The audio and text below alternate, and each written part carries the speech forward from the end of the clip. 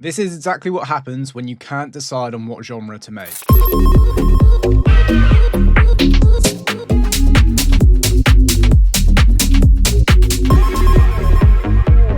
Somehow, this track actually worked, so let me show you how I glued all of these different genres together without it sounding like a mess. The track we're going to be looking at today is an unreleased one of mine called You're All Over My.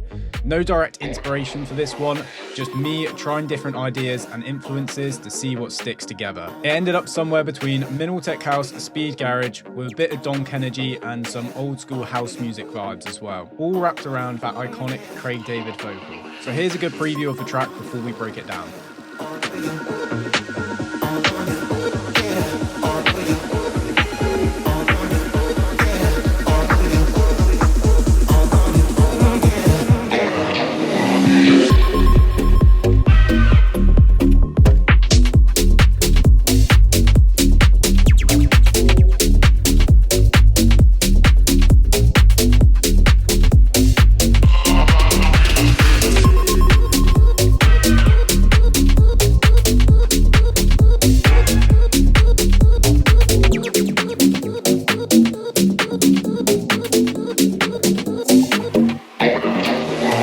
Before we jump in and have a look at each individual section and the transitions between them, let's just look at the fundamentals of a track, because they don't change between section to section.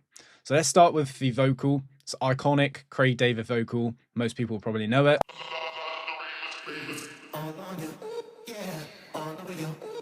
And I've got some super cool processing on here with an audio effect rack. I'm going to do a full video on this coming very, very soon in the future. So I'm going to brush over that so we continue and just stick to the core principles of what makes this track unique. Some basic vocal chops. And then some vocal glitches using the audio effect rack trick, which again, I will promise I will show you this in the future. Let's get on back down to the low end. So super easy with the kick drum. Nice pumping kind of thump with a 909 kick. And then we've got the bass split into two layers. We've got this nice plucked layer, which is helping that houseier vibe and give the bass line a bit more skip and groove.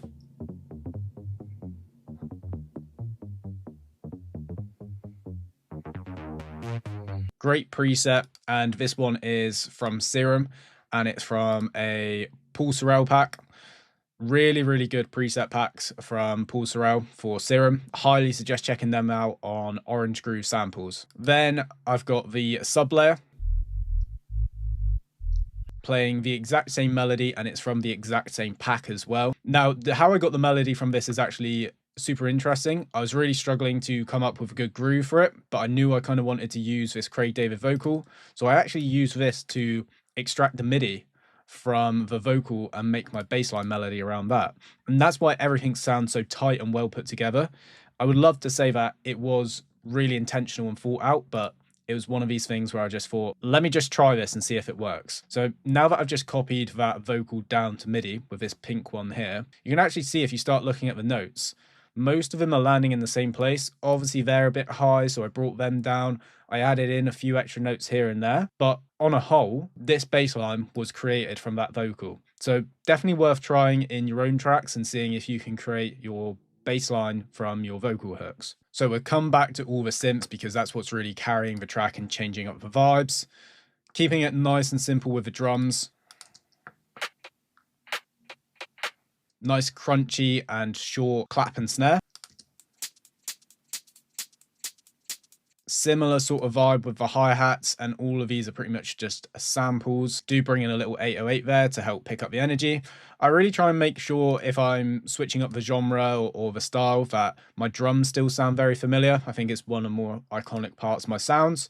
So it's really important for me to keep a lot of these familiar sounds from track to track. Then we can go down to the open hi-hats.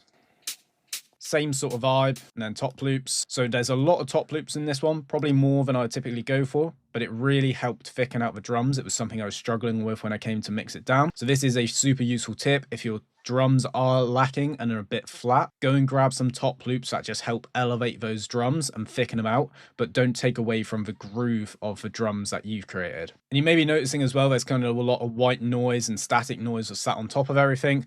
And that would be from some of the processing I've done with either the Redux, or I've probably got a bit of noise on the RC20. This just helps lean into that old school vibe that I was trying to go for this track, making it sound a bit more sampled, raw, and gives it more that classic old school vibe. Super useful tip is always just thinking about intentionality with what you're doing. If you're wanting to make a super clean, dark, minimal tech track, then you probably don't want all of these white noise textures sat on top of your drums, but maybe you want some modular tones sat in the background. It's always just about intention when you're producing. Perks are dead simple, so I'm going to breeze over this, and there's plenty of videos already on glitch percussion or layering percussion in the site already, and you can just see they are just all samples. I really didn't want there to be too much percussion in this one because I knew the style I was going for, so all together they sound like this.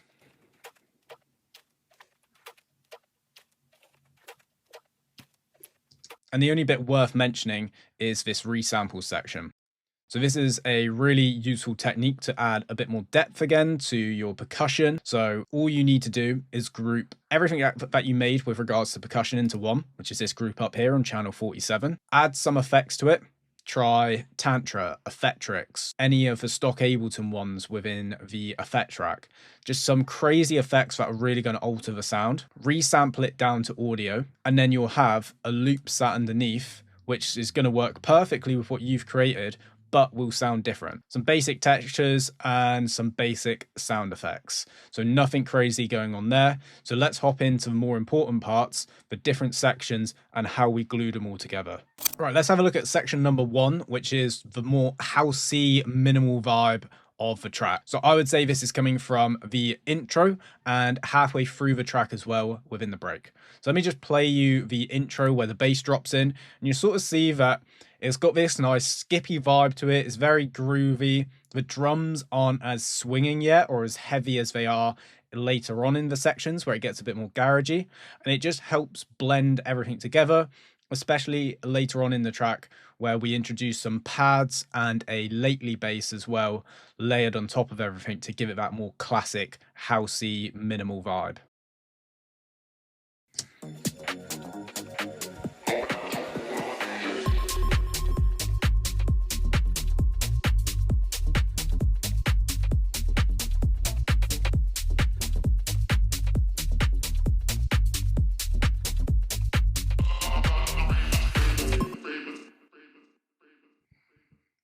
So you can see from the intro, a lot lighter in groove, a lot less chaotic drums compared to later on. And because there's no synths layered on top of the bass line, we get that nice punchy minimal groove, especially with this plucked layer. Now let's just play that middle section I was on about with the lately bass.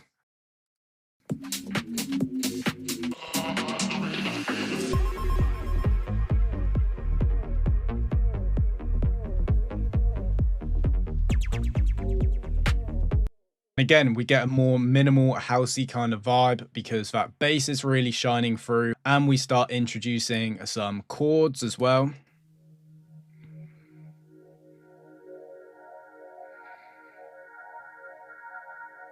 So really nice swelling pad on this one from the chord, and that's all just coming from this bandpass filter. Super easy technique if you want that movement within your pads. Just add a bandpass filter on it and slowly oscillate it side to side, as you can see from this section here. And it just feels like it's swirling around in the mix very, very slowly. But the main thing within this break section that makes that housey vibe is this lately bass. Iconic sound.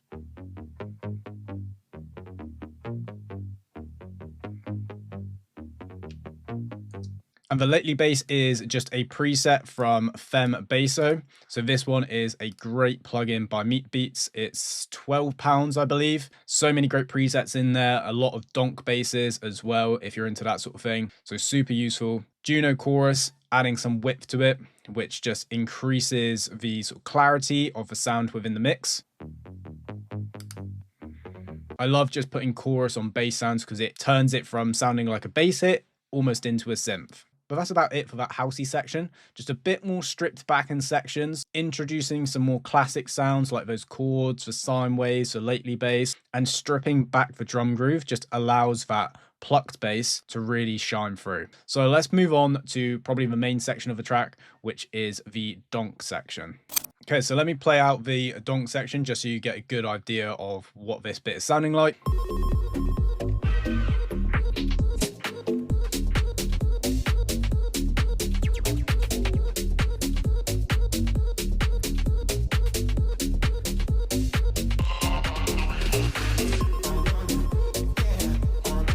So that whole section has a completely different vibe to what we just previously had a look at. And that is all coming from this one here.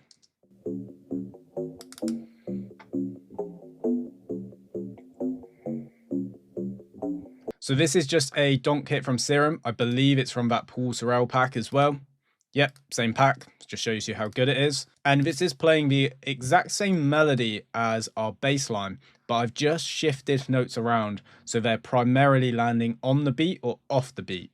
And that's what really creates this energetic groove, because you're constantly going donk, donk, donk. And then if you think about your kick landing there as well, so it's kick, donk, donk. And that's why it gets this energetic pump and groove to it, where I've only added in 1/16th note to just give it a little bit of a riff on the end of a 2-bar phrase.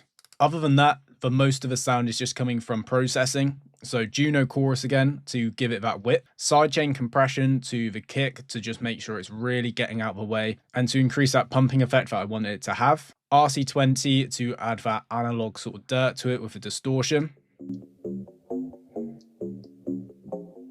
And that's where a lot of the reverb's coming from as well. I just love this plugin because it's got pretty much all the effects you need just built into one. Another sidechain on it to make sure it's really pumping hard and getting out of the way.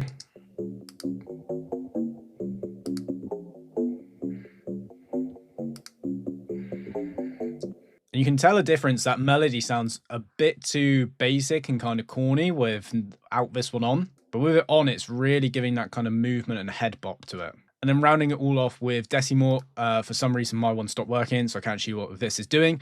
It is just a bit crusher, and that's what's adding that top end distortion on. So if I just turn it off.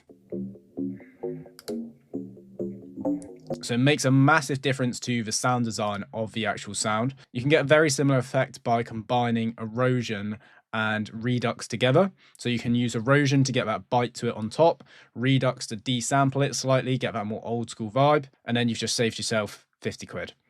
But some of us have plugin addictions, so I need to get new plugins one way or another. So that's the donk section of the track ticked off. It's very, very simple, but it works with the whole track. And because it only plays for maybe a max of 16 bars at a time, it never gets too repetitive because it is only a 2-bar melody at the end of the day. It's very, very simple. So let's have a look at the last section, which is the speed garage section. Right, let me give you a play of the speed garage section so you know exactly which bit I'm on about.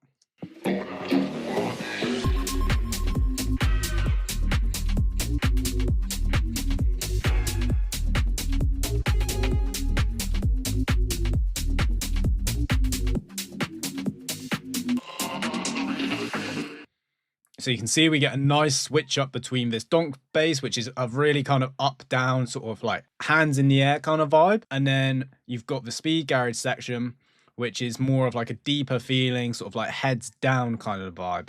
That's what I was trying to go for anyways. And the main sort of switch up, the main element that is switching up is this one here. So it's just a respace.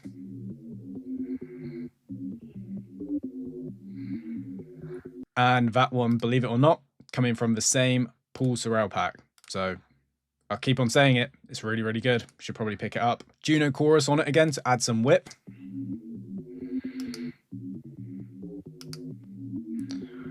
And very little processing otherwise because I thought the preset just sounded spot on as it was. So there's no need to add stuff if it sounds good as it already is. The melody for this one, it is playing the same as the donk bass. If I just put them like side by side, like so, or on top, you can see they're just doing the same thing, but I've extended the notes of the respace section because it just makes more sense for that sound and that style for that part of the section of the track. So the shorter notes are kind of taken out and replaced with some longer notes like there. And that's why it all sounds so familiar section to section, because they're all playing variations of the same melody, but just with minor tweaks. Some notes taken out, some notes longer, some notes shorter, a couple moved left to the right. Simple kind of stuff, but it really pays off in the whole entire track. Right, now let's talk about how I glued all of these together. So there's two key parts to how I glued everything together. One is the transitions, two is space. So let's start with transitions. So transitions are important if you're switching up the vibe or changing core elements fairly regularly in the track, like I am, because if a transition is not smooth, the audience or the listener is going to pick up in that sort of dip or increase in energy, whether it was intentional or not. Sometimes that's a good thing. You want like a real bump in energy or a decrease, but it can often lead to a bit of confusion if not executed correctly. So how I've done it is by stripping things away so the track almost feels empty, maybe just leaving a vocal in there or a few sound effects, and then having some kind of ear candy sound effect which distracts the listener from what is actually going on. Let me show you what this looks like in practice. So we'll just have a look at this section and you'll notice that I cut the low end, I build up with some sound effects, and I cut away the drums and it's just a vocal. So instantly the listener has stopped paying attention to the core element at that one specific time, which is the donk bass, and then its attention has shifted to the build up and the isolation of a vocal. So then when the speed garage respace comes in, it feels more natural because their attention hasn't gone from donk bass to respace, it's gone from the vocal and sort of isolation and tension to now the drop and impact of this new bass line. So let me just show you what this sounds like in practice.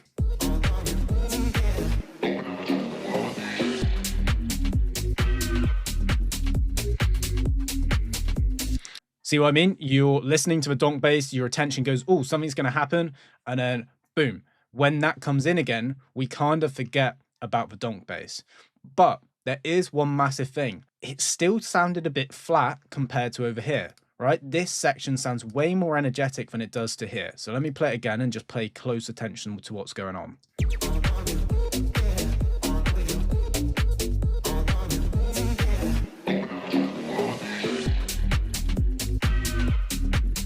See what I mean? It's just not as hard hitting and pumping. And this can be kind of the problem when you're trying to add different vibes, different styles into one track. So now there is another technique that we can use, which is what I call distracting the listener. So the distraction in this case is this dub siren. It's very high pitch, it's quite loud in the mix, it's got a long echo on it, so it's taking up quite a bit of space within the track in the groove. And because it's so noticeable, it distracts us, makes us pay more attention to that sound. And then by the time the track's kind of settled, then we don't even realize that sort of dip in energy. So let me play it again with the dub siren on.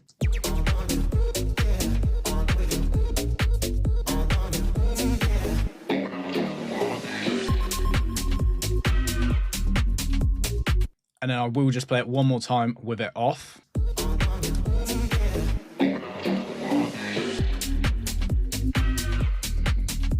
See what a difference that makes? It impacts the drop, makes that feel more dramatic than it actually is, and distracts us from the switch in from the donk bass to the respace. So super useful technique, and this can be used across any different genre, any different style, and it doesn't even have to be as noticeable as this, right? From going from a donk bass to a respace, this could be just switching up from changing the drum groove slightly, for example. And then part two of how I managed to fit different styles and different genres into one track is space. Space is super important in a mix. You can only have a certain amount of things at the front of the mix.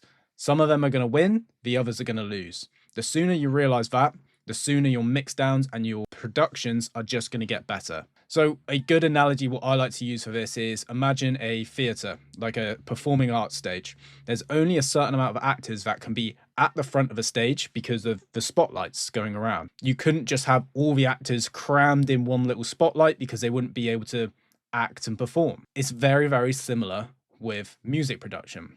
We have 1, 2, 3 sounds that all fit in a similar space within the frequency response and the groove. So if we have them all playing at the same time, nothing's going to win and it's going to sound terrible. So let me just show you what I mean by copying the Reese bass and the lately bass playing at the same time as the donk.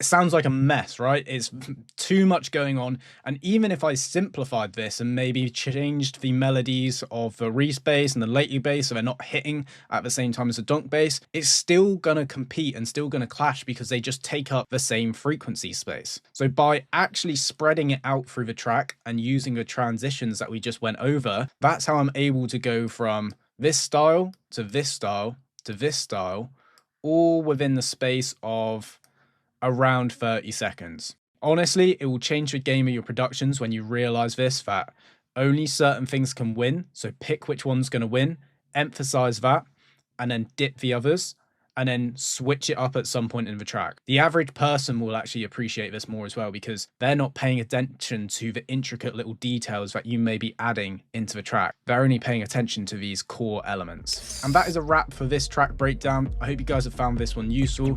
Remember, you can pull your inspiration from anywhere and everywhere, and you can all apply it into one track. You just have to be selective and tactical in your approach and execution. This project file is going to be available in the Discord, so make sure you go and check that one out. Any questions, just hit me up in the Discord or privately, and I'll see you in another video.